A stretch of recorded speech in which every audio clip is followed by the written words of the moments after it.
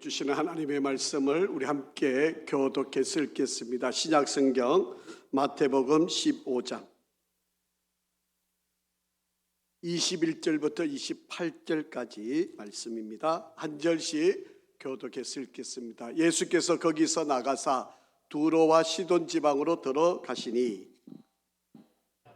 나가 그 지경에서 나와서 소리질러 이르되 주 다윗의 자손이여 나를 불쌍히 여기소서 내 딸이 흉악하게 귀신 들렸나이다 하되 예수는 한 말씀도 대답하지 아니하시니 제자들이 와서 청하여 말하되 그 여자가 우리 뒤에서 소리를 지르니 그를 보내소서. 예수께서 대답하여 이르시되 나는 이스라엘 집에 잃어버린 양 외에는 다른 데로 보내심을 받지 아니하였노라 하시니 여자가 와서 예수께 절하며 이르되 주여 저를 도우소서. 대답하되 이르시되 자녀의 떡을 취하여 개들에게 던짐이 마땅하지 아니하니라. 여자가 이르되 주여 올소이다마는 개들도 제 주인의 상에서 떨어지는 부스러기를 먹나이다 하니 이에 예수께서 대답하여 이르시되 여자여 내 믿음이 크도다 내 소원대로 되리라 하시니 그때로부터 그의 딸이 나으니라. 아멘. 아멘. 할렐루야. 우리 한번 앞뒤 좌우로 한번 인사하겠습니다. 하나님은 항상 오르십니다.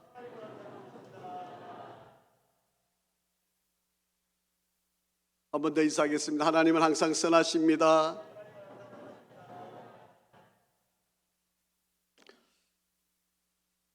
우리 하나님의 귀한 은혜가 우리 성도 여러분 가운데 함께 하시고 또 이제 따뜻한 봄이 확연하게 가까이 다가왔습니다. 우리의 믿음의 신앙도 기지개를 펴시고 또 기쁨과 성령이 충만한 그러한 우리 시간들이 되기를 주의 이름으로 축복합니다. 오늘은 마태복음 15장 21절부터 28절 예수 앞에 나와 딸의 치유함을 받은 이란 제목을 함께 은혜를 나누려 합니다. 성경을 이렇게 살펴보고 읽어보면 예수님으로부터 칭찬받는 사람들의 이야기가 많이 나와 있습니다. 그런데 예수님께서 칭찬을 하시면서 아주 대단하게 크게 축복을 하셨던 장면이 있는데 믿음이 크다라고 칭찬한 사람이 두 사람이 나옵니다. 하나는 자기 신하가 중풍병에 걸렸는데 이 신하를 고치기 위해서 예수님께 나와서 예수님께 이 신하를 위해서 기도해달라고 말씀을 드렸을 때 그 말씀을 받고 돌아서는 바로 이 백부장, 아마 로마 군인이었을 것으로 추정이 되는 이 백부장의 믿음을 보시고 내 믿음이 크다 이렇게 축복을 하셨고요. 두 번째로 오늘 본문에 나와 있는 이방 여인입니다. 이 헬라어를 사용하고 있는 스노보닉에 사는 여인, 이 여인을 보시고 예수님이 믿음이 크다라고 그렇게 칭찬을 하셨어요.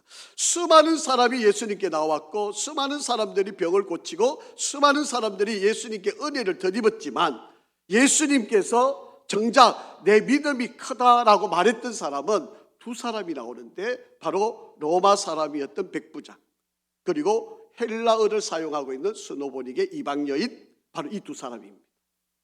여러분, 자, 성경을 한번 읽어보실까요? 28절 말씀입니다. 시작. 이에 예수께서 대답하여 이르시되 여자여 내 믿음이 크도다 내 소원대로 되리라 하시니 그때로부터 그의 딸이 나으니라. 아멘.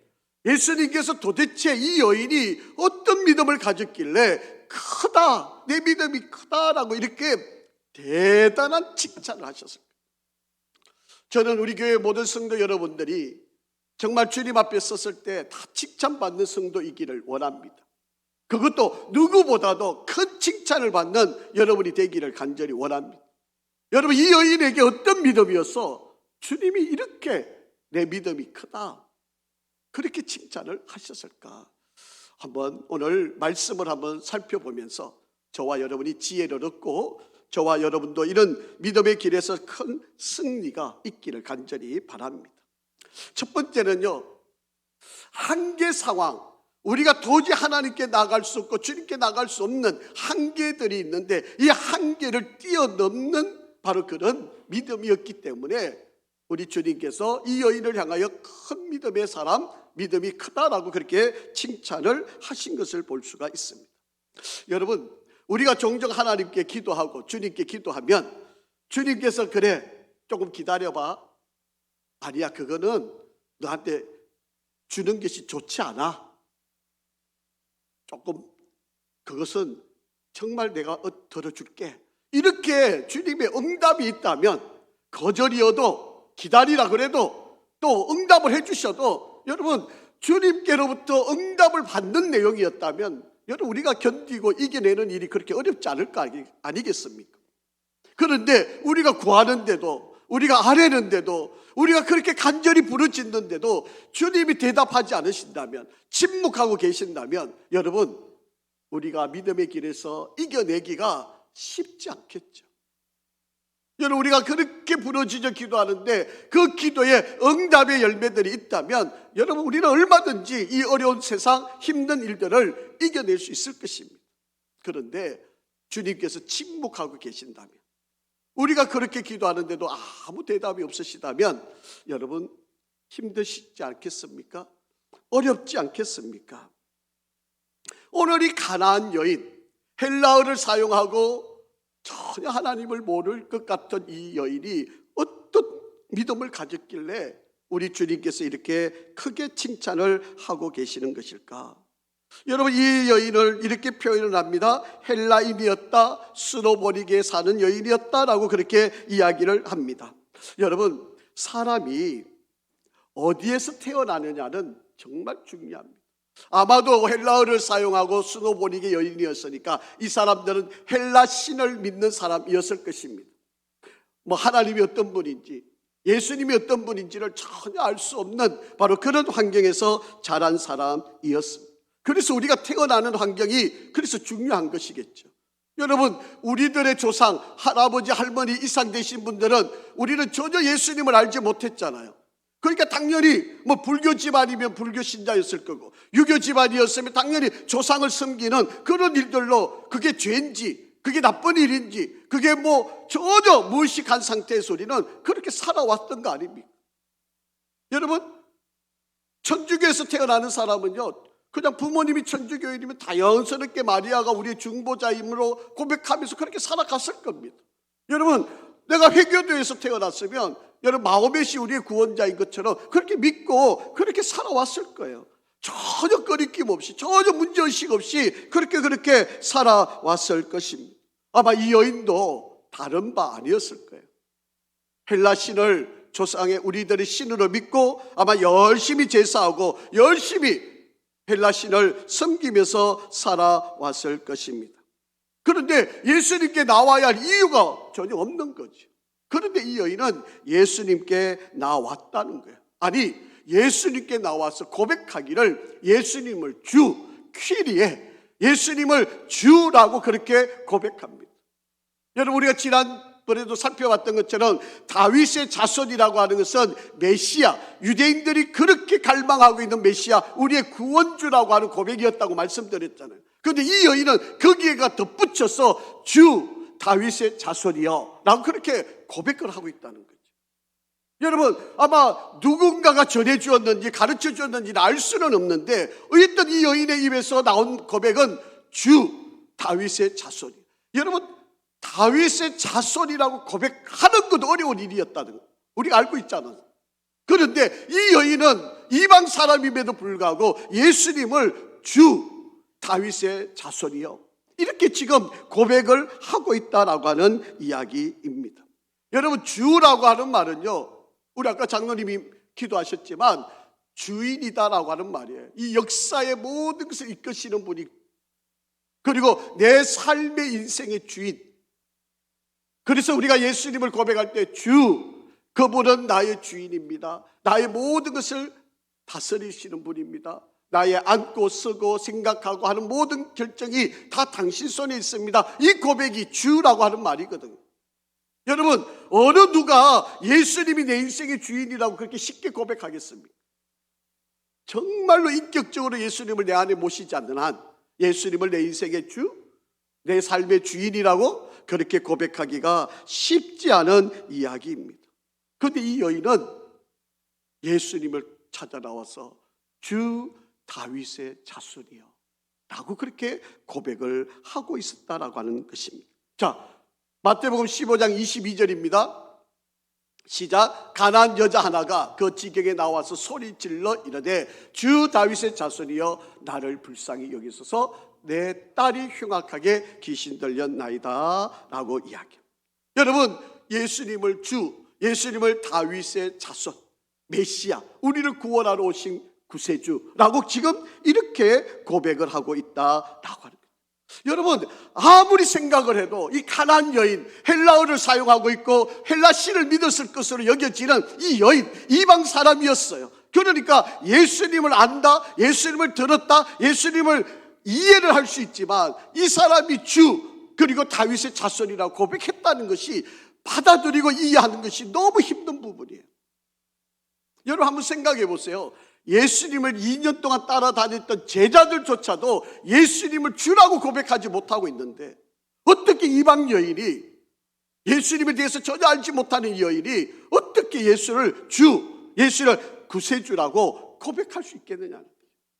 생각해봐도 하나님의 은혜가 아니고는, 하나님이 그 마음을 움직여 주시지 않고는 이런 고백이 있을 수가 없는 거죠. 그렇기 때문에 이 여인의 이 고백은 전적인 하나님의 은혜였다고 생각할 수가 있습니다. 반면에 인간적인 모습을 한번 보자는 거예요. 하나님의 은혜를 부어주셨으니까 이 여인이 그의 입술로 주 다윗의 자손이여라고 고백을 했는데, 인간적으로 보면 이 여인에게는 너무 힘든 아픔이 있었습니다. 사랑하는 딸이 흉악한 귀신에 들려서 그렇게 고치고 싶어도 고침받지 못한 상황에 있었습니다. 여러분, 사람들이 절박한 상황이 오면 하나님께 나올 수밖에 없어요. 힘든 상황이 생기면 주님을 찾을 수밖에 없는 것이 바로 우리의 인생입니다. 여러분, 가난한 여인이에요. 유대인 입장에서 보면 정말 인간 취급도 받지를 못하는 존재들이 이방인인데, 그럼에도 불구하고 예수님께 나와서 내 딸을 고쳐달라고 찾아 나올 수 있다는 것, 너무 절박했다는 거죠. 너무 간절했다는 거죠. 너무 힘들었다는 거죠. 아무리 인간적인 모든 방법을 다 동원해도 안 되었다는 거죠. 그러니까 마지막 방법으로 어쩔 수 없어서 주님께 나와서 찾았다는 거예요.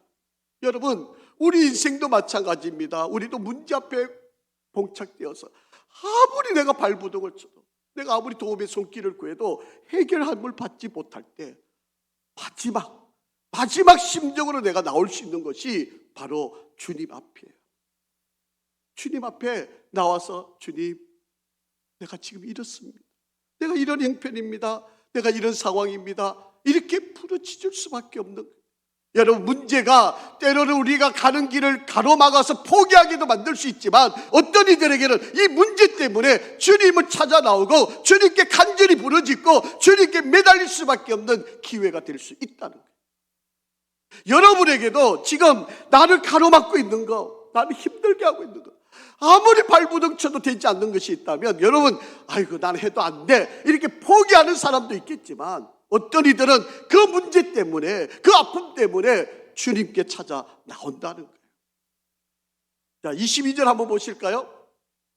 22절, 가난한 여자 하나가 그 지경에서 나와서 소리 질러 이르되 주 다윗의 자손이여 나를 불쌍히 여기소서 내 딸이 흉악한 귀신에 들렸나이다 라고 처절하게 부르짖고 있는 바로 이 고백입니다.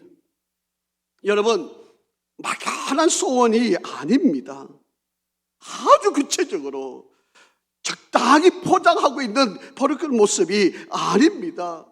여러분, 우리가 가지고 있는 간절함이 있다면 사람이 무슨 소용이 있겠습니까? 남이 나를 보는 게 무슨 문제가 되겠습니까? 남들이 어떻게 나를 생각하고 비난하는 게 그게 뭐가 될 수가 되겠습니까? 지금 내가 이게 급한 일인데, 이게 중요한 일인데, 이게 지금 시급한 일인데, 다른 사람이 어떻게 평가하고 다른 사람이 어떻게 나를 보는 것이 뭐 그렇게 대단한 일일까요?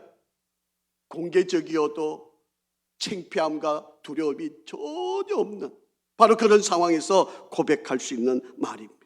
자, 23절 한번 가보시죠. 23절 시작. 예수는 한 말씀도 대답하지 아니하시니 제자들이 와서 청하여 말하되 그 여자가 우리 뒤에서 소리를 지르니 그를 보내소서. 여러분, 주님께 나왔어요. 그것도 힘들게 나왔어요. 인간의 한계성을 가지고 나왔어요. 그럼에도 불구하고 예수님께 부르짖어 구하고 있는데도 예수님이 침묵하고 계세요. 말씀 한마디 안 하세요. 여러분, 이 정도 되면 포기하는 거 아닙니까? 기도해도 안 되네. 심지어는 여러분, 제자들이 가로막았었어요. 예수님, 제발 저 여자 좀 쫓아내세요. 시끄러워 죽겠습니다. 저 여자 좀 가라고 좀 해주세요. 이렇게 지금 이야기하고 있지 않습니까? 여러분, 우리 같으면 포기 안 했겠습니까? 내가 이렇게 간절한 마음으로 왔는데 주님은 듣지도 않으시고, 아니 대답도 안 하시는, 반응도 없으신데, 아이고 사랑이 많으신 주님이라며 어떻게 이럴 수 있어? 원망하지 않겠습니까? 아니 예수님을 따라다니는 제자들조차도 반응이 나를 쫓아내고 있어요. 이 여인이 큰 믿음을 가졌다고 하는 것은 문제를 가지고 주님께 나와서 주님을 더 가까이 나가려고 하는 바로 그런 모습이었다라고 하는 이야기입니다.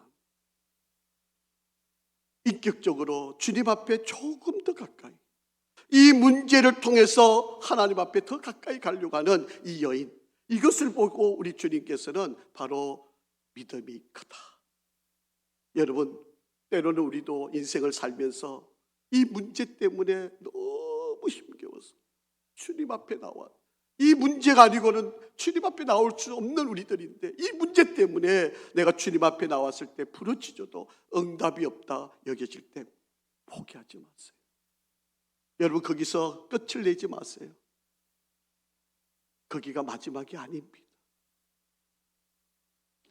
유고에서 태어난 평생을 인도 캘커타라고 하는 곳에서 빈민의 어린 아이들을 돌보았던 1997년에 세상을 떠났던 테레사 수녀라고 하는 분을 우리가 잘 알고 있을 것입니다. 많은 사람들이 이 사람을 믿음의 큰 사람이다라고 그렇게 인정을 하는 사람입니다. 아무것도 없는 허구벌판에 빈손으로 병원과 보육원을 짓고 가난한 이들을 먹여 살리는 일을 위해서 최선을 다하셨던 분입니다. 어느 날 이 테레사 수녀가 보육원을 짓겠다고 선언을 했습니다. 그러니까 많은 기자들이 몰려왔습니다. 그러면서 이렇게 질문을 합니다. 보육원 건축하기 위해서 기금을 얼마나 마련했습니까? 라고 그렇게 질문을 던졌습니다. 그러자 테레사 수녀가 이렇게 답을 합니다. 지금 준비된 기금은 오직 3실링 뿐입니다. 라고 그렇게 대답을 했습니다. 그러자 이 기자들이 실실실실 웃는 거예요. 만 원도 안 되는 돈인데 그 돈 갖고 보육원을 짓겠다고 선언을 하니까 기자들이 그저 핀잔겸 비웃음 이런 모습으로 웃고 있는 바로 그런 시간이었습니다. 그때 테레사 수녀가 이렇게 답을 해 주었습니다. 여러분의 웃음을 이해할 수 있습니다. 사실 이 3실링과 나는 아무 일도 할 수 없습니다. 그러나 이 3실링이 하나님의 것이 될 때는, 이 3실링이 하나님의 것이 될 때는 불가능이란 없습니다. 저는 이 돈이 반드시 하나님의 의지대로 쓰일 것을 굳게 믿습니다. 그렇게 이야기를 했다는 거죠. 그러니까 기자들이 그 웃음기가 다 사라지고 이 테레사 수녀를 진지하게 바라봤다라고 하는 거죠. 그 3실링으로 그 믿음대로 보육원을 짓게 되고 그 믿음대로 어려운 이들이 바로 이 보육원에서 꿈을 키우고 하나님의 사람으로 자라가는 바로 그 역사가 이루어졌다라고 하는 거예요. 여러분, 믿음에는 힘이 있습니다. 믿음에는 위력이 있습니다. 믿음은 새로운 세계로 이끌어가는 능력이 있습니다. 믿음은 불가능을 가능하게 하는 역사가 있습니다. 믿음은 질병을 고칩니다. 믿음은 우리의 삶의 질을 바꾸어낼 수 있습니다. 믿음은 우리를 구원할 수 있습니다. 그러기에 믿음의 크기가 바로 우리의 인생의 크기가 될 수 있다는 사실을 믿으시기를 바랍니다. 오늘날 하나님을 믿는다는 것이 얼마나 어려운 시대인지 모릅니다. 더더욱이나 우리의 자녀들이 하나님을 붙들고 하나님을 의지하고 하나님의 쓰임받는 인생길을 간다는 것이 더더욱이나 어려운 이 시대에 있습니다. 여러분, 내일부터 시작하는 22차 개학 특별 새벽기도 자녀들을 깨우시고 정말 말씀을 받고 믿음을 키워 용기 있는 바로 그러한 인생길을 가도록 바로 여러분이 먼저 일어나시고 아이들을 깨워서 함께 새벽을 깨울 수 있는 은혜가 있기를 간절히 바랍니다. 그래서 믿음을 키우는, 우리에게 한없는 한계 상황들이 오지만 믿음이 있으면 바로 이 한계 상황을 뛰어넘게 되는 거예요. 두 번째, 여러분, 우리를 가로막고 있는 것 중에 또 하나는 사람들이에요. 나와 함께하고 있는, 가까이 있는 사람들입니다. 여러분, 예수님께 나아갔는데 예수님께 나가지 못하게 했던 것은 바로 주변의 사람들이에요. 가나안 여인이라고 손가락질했던 사람들, 그리고 예수님께 가까이 갔는데 예수님께 더 이상 나가지 못하게 하는 바로 제자들, 바로 이들 때문에 이 가나안 여인은 거기서 멈출 수도 있었던 바로 그런 여인이었습니다. 자, 23절 한번 읽어보죠. 시작. 예수는 한 말씀도 대답하지 아니하시니 제자들이 와서 청하여 말하되 그 여자가 우리 뒤에서 소리를 지르니 어떻게 해요? 그를 보내소서라고 그렇게 이야기합니다. 시끄럽다는 거예요. 방해 안 된다는 거예요. 우리가 지금 하고 있는 일들이 도움이 안 된다는 거예요. 그러니 저 여자를 보내주십시오. 예수님 좀 쫓아내십시오. 그렇게 지금 이야기를 하고 있습니다. 여러분, 때로는요, 우리 주변에 있는 사람들이 믿음 없다고 행동하는 그런 모습이 보일 때가 많이 있습니다. 여러분, 많은 사람들을 전도해보면 누구 때문에 내가 상처받았어 교회 못 나간다고 하는 사람들이 있습니다. 충분히 이해됩니다. 목사 때문에 신앙생활 못하겠다, 장로 권사님 때문에 신앙생활 못하겠다, 그런 사람들이 주변에 있을 수 있습니다. 여러분, 그러나 그것이 온전한 변명이 될 수는 없습니다. 내가 그 사람 때문에 신앙생활 못하면 여러분, 그 사람은 그것 때문에 주님께 못 나가는 불쌍한 사람일 뿐이지 이해가 되어지지만 주님 앞에 더 가까이 나갈 수 없는 안타까운 사람이 된 거죠. 오늘 이 여인처럼 제자들이 밀어쓰고 물러내고 못 오게 하지만 그래도 끝까지 주님께 매달려 나가야 그게 이겨내는 사람이죠. 나 누구 때문에 봉사 못하겠어, 나 누구 때문에 신앙생활 못하겠어, 나 누구한테 상처받았어, 나 안 돼, 안 할 거야. 그러면 그게 이해는 되는 이야기지만 칭찬받을 일은 아닌 거죠. 오늘 바로 이 여인을 한번 보세요. 예수님을 2년 동안 그렇게 따라다녔던 사람들조차도 이 여인이 오는 것을 막았었습니다. 여러분, 어지간하면 아이고 이제는 안 되겠네, 이제 예수님께 나가는 것도 힘드네, 내가 이렇게 어렵게 고백했는데, 내가 이렇게 힘들게 나갔는데 아이고 저 사람들이 가로막았어서 나 더 이상 못하겠네 라고 그렇게 물러설 수도 있었겠지 않겠습니까? 오늘 수많은 사람들이 그렇게 하고 있는 일들이니까. 여러분, 바로 사람이 걸림돌이 아니라 오히려 그 사람을 디딤돌로 삼아서 주님께 더 가까이 나갔던 여인이 바로 이 여인이었고요. 그래서 주님이 이 여인을 믿음이 크다 그렇게 말씀을 하셨다라고 하는 것입니다. 여러분, 우리 신앙은요, 사람을 보는 게 아닙니다. 물론 우리 사람이 눈앞에 있지만 그 사람이 걸린다고 해서 그 사람들이 주님마저 보지 못한다면 그 사람은 잘못된 신앙입니다. 우리의 신앙은 주님을 바라보고 나가는 겁니다. 우리는 사람들이 걸림돌이 될 수 있고 그 사람이 방해꾼이 될 수 있고 그 사람들이 우리를 힘겹게 만들 수도 있지만 그것 때문에 내 신앙이 망가진다면 그것 변명이 될 수 없습니다. 여러분, 우리는 사람이 걸림돌이 아니라 그 사람을 뛰어넘는 바로 주님을 바라보아야 합니다. 제가 한 사람을 여러분에게 소개를 좀 해드리고 싶어요. 실로암 안과병원이라고 하는 곳에서 원목으로 하시고요, 그리고 보사부 장관, 대통령 표창, 국민훈장, 동백장을 받으신 분인데 바로 흰 가운을 입고 계시는 분인데 김선태, 앞을 보지 못하시는 목사님입니다.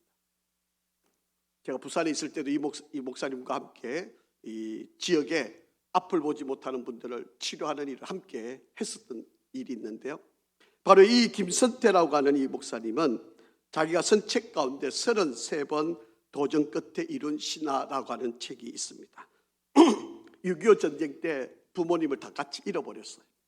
그리고 그때 눈을 빛을 보지 못하게 되었습니다. 그때가 10살 정도입니다. 10살 때부터 앞을 보지 못한 인생길이 되었습니다. 여러분, 앞을 보지 못한다는 것이 얼마나 힘든 일이에요. 그의 인생 모든 것이 다 포기하고 싶은 바로 그런 상황이었습니다. 고아원을 전전하고요, 거지 생활을 전전할 수밖에 없었습니다. 정상인들보다도 10배를 노력해도 안 되는 바로 그런 삶이었습니다. 정말 어렵게 고등학교를 졸업하고요, 대학을 진학하고 싶었는데 앞을 보지 못한다고 하는 이유 때문에 그 당시에는 시험 치를 기회를 주지 않았어요. 옛날에는 문교부라 그랬잖아요. 이 문교부에 찾아가서 나 좀 시험 좀 치게 해달라고 33번을 찾아갔습니다. 33번을 거절당하고 또 거절당하고, 아마 여러분 10번, 아마 20번, 30번 거절당해서 포기해야 되는 거 아닙니까?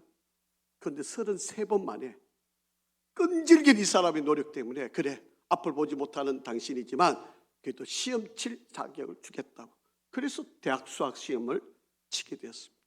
그래서 성적을 받아들이고 숭실대학교 철학과에 입학을 하게 되고 공부를 하게 되었습니다. 하나님이 지혜를 주셔서 미국 안과 의사들과 제휴를 해서 여수에 수용되어 있는 음성 나환자에 가서 70여 명 광명의 빛을 찾게 해주고요, 중국 조선족을 찾아가서 400여 명에게 무료 진료를 해주고, 필리핀 바기오 지역 원주민들에게 개안 수술을 해주는 의료 사업을 하고, 지금은 전국을 다니면서 버스 한 대를 만들어 가지고 전국을 다니면서 지금 앞을 보지 못하는 분들 또 개안 수술을 계속 지금 하고 있습니다. 여러분, 우리가 살아가는 날 동안 사람이 방해꾼이 될 수 있어요. 돈이 여러분의 인생을 가로막는 도구가 될 수도 있습니다. 그것이 때로는 질병, 때로는 제도, 때로는 평판이 여러분에게 걸림돌이 될 수 있습니다. 아니, 여러분의 어머니, 아버지가 여러분의 인생에 걸림돌이 될 수도 있습니다. 아니, 목사님들도, 장로님들도, 권사님들도 여러분에게 걸림돌이 될 수가 있습니다. 그것 때문에 여러분이 신앙을 잃었다, 그것 때문에 내가 믿음 생활 못했다, 변명이 될 수 없습니다. 우리는 주님을 바라보고 나가는 거예요. 사람이 여러분 앞을 가로막는다고 해서 신앙생활 내가 못했다고 주님 앞에 가서 변명한들 주님이 그것을 들어주시지 않는다는 사실을 기억하시기를 바랍니다. 이 여인은 그 사람들이, 제자들이 가로막아도 그것을 뛰어넘고 주님께 나아갔던 사람입니다. 자, 세 번째, 우리가 신앙생활 하는데 장애가 있는데 자존심이에요. 자존심. 우리의 자존심이 이 벽을 뛰어넘지 못하면 주님 앞에 나가기가 어렵다라고 합니다. 자, 24절 말씀 한번 보겠습니다. 시작. 예수께서 대답하여 이르시되 나는 이스라엘의 집에 잃어버린 양 외에는 다른 데로 보내심을 받지 아니하였노라 하시니. 한마디로 말하면 내가 너 때문에 온 거 아니다. 나는 이스라엘 백성들, 이거는 주님이 그냥 예수님이 오신 것은 온 인류를 위해서 오신 거잖아요. 지금 그 여인을 시험하기 위한 주님의 말씀이에요. 내가 잃어버린 이스라엘 땅, 이 백성들 내가 구원하러 왔지, 너 같은 이방인들을 구원하러 오지 않았다. 자존심을 건드는 말씀이에요. 심지어는요, 개 취급을 당해요. 아마 요즘같이 예수님이 이 말씀을 했었으면 요즘 같으면 SNS에 아마 예수가 이랬대? 그러고 온 세상 다 퍼져버렸겠죠. 아마 얼굴 들고도 다니지 못할 겁니다. 예수님이 이 말씀을 이방 여인을 개 취급하고 예수님이 너 때문에 구원하러 이 땅에 온 거 아니라고 이야기를 하시고 있는 이야기입니다. 여러분, 이거 자존심 건드리는 거 아닙니까? 이게 바로 영적인 바로 그런 문제입니다. 나는 지금 죽고 사는 문제로 왔는데 주님께서 내 속을 팍팍 긁는 바로 이런 말씀을 지금 하고 있는 거예요. 자, 그런데도 25절 한번 보세요. 여자가 와서 예수께 절하비를, 주여, 주여 저를 도옵소서. 얼마나 간절합니다. 자존심, 이거 아무 의미가 없다는 거예요.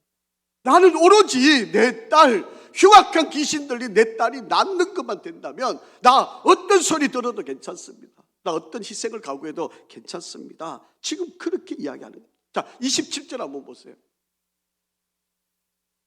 여자가 이르되 주여 올소이다마는 개들도 제 주인의 상에서 떨어지는 부스러기를 먹나이다 하니, 그렇게 이야기합니다. 맞습니다. 저 개 같은 존재입니다. 저 쓸모없는 인생입니다. 저 아무런 가치 없습니다. 저 뭐 그렇게 대단한 사람 아닙니다. 하지만 주님의 은혜를 구합니다. 지금 내 사랑하는 딸 귀신 들려서 너무 힘듭니다. 내 마음 갈기갈기 다 찢어졌습니다. 내 너무 힘듭니다. 주님, 내 딸 고쳐주십시오. 이해가 되지 않아도 수용합니다. 손해가 되어도 수용합니다. 도대체 받아들일 수 없는 이야기인데도 불구하고 믿음으로 받아들입니다. 왜요? 예수님이 주인 되시니까. 예수가 메시아이시니까. 예수가 바로 우리의 구원자이시니까. 그는 어떤 말에도 주님의 말씀에 순종합니다. 그때에 환경을 뛰어넘고 사람을 뛰어넘고 자기 자존심마저도 뛰어넘는 믿음을 가지니까 28절 이렇게 주님께서 말씀을 하고 계신 것입니다. 이에 예수께서 대답하여 이르시되 여자여 내 믿음이 크도다 내 소원대로 되리라 하시니 그때로부터 그의 딸이 나으니라. 아멘. 여러분, 내 믿음이 크다고 인정받으면 우리의 그 간절한 소원을 주께서 응답하시고 그리고 그 문제를 풀어내심을 믿으시기를 바랍니다. 오늘 저와 여러분에게 두 가지 내 믿음이 크다라고 하는 소리를 들으시기를 주의 이름으로 축원합니다. 여러분, 인내를 가져야 됩니다. 주님을 끝까지 신뢰해야 됩니다. 우리의 눈과 모든 생각이 주님께로 집중해야 됩니다. 끈기 있는 신앙을 가지시고 안 보이는 것도 보이는 것처럼 믿으셔야 합니다. 자존심을 내려놓고 끝까지 주님께 기다리면 믿음의 크기만큼 우리 주님께서는 우리에게 크신 은혜를 베푸심을 믿으시기를 바랍니다. 두 번째로 그 믿음 때문에 내 소원대로 되리라. 딸을 낳기 위해서, 귀신 들린 그 딸을 낳기 위해서 간절하게 나왔던 바로 그 여인이 바로 그 응답의 열매, 주님께서 내 소원대로 되리라, 바로 그 말씀을 듣게 되었다라고 하는 겁니다. 아무리 부르짖어도 우리 주님께서 혹시 침묵하고 계신다고 여겨지십니까? 풀어도 풀리지 않는 문제가 있으십니까? 기도해도 응답되지 않은 문제가 있습니까? 사람으로 인해서 주님께 나아가는 것이 방해가 되고 있습니까? 심각하게 나의 자존심이 상하도록 거절당한 일들이 있으십니까? 오늘 이 여인을 한번 묵상해 보시기를 바랍니다. 큰 믿음을 가지고 끝까지 주님께 집중하고 주님께 매달렸을 때 그 문제만 보지 않고 주님께로만 내 모든 시선이 향하여 있을 때 내 믿음이 크도다. 내 소원대로 되리라. 주의 음성을 들을 수 있게 될 것입니다. 우리 28절 다시 한번 읽으실 텐데요. 우리 공공으로 서 있는 이 부분을 자기 이름을 넣어서 한번 읽어보시면 좋겠습니다. 시작. 이에 예수께서 대답하여 이르시되 건일이의 믿음이 크도다. 건일이 소원대로 되리라 하시니 그때로부터 건일이의 딸이 나으니라. 아멘. 이 고백이 여러분의 고백, 우리의 고백, 우리 교회의 고백, 그리고 우리 성도들의 삶이 되기를 주의 이름으로 축복합니다. 여러분, 우리의 초점은 사람이 아니에요. 우리는 주님만 바라보면 됩니다. 주님만 바라보시고, 여러분, 이 험한 세상 앞으로 더 많은 위기가 올 터인데 하나하나 이겨내시고 승리가는 우리 모두가 되기를 축복합니다. 아버지 하나님, 감사합니다. 우리의 인생의 삶의 현장에 주님으로 인하여 이 어려움을 이겨내고 자존심의 꽃이 진다 할지라도 기적의 열매를 거두는 역사가 있음을 믿고 끝까지 주의 길을 걷고 주를 바라보고 승리하는 우리 모든 성도들이 되게 인도하여 주시옵소서. 예수 그리스도 이름으로 기도합니다. 아멘.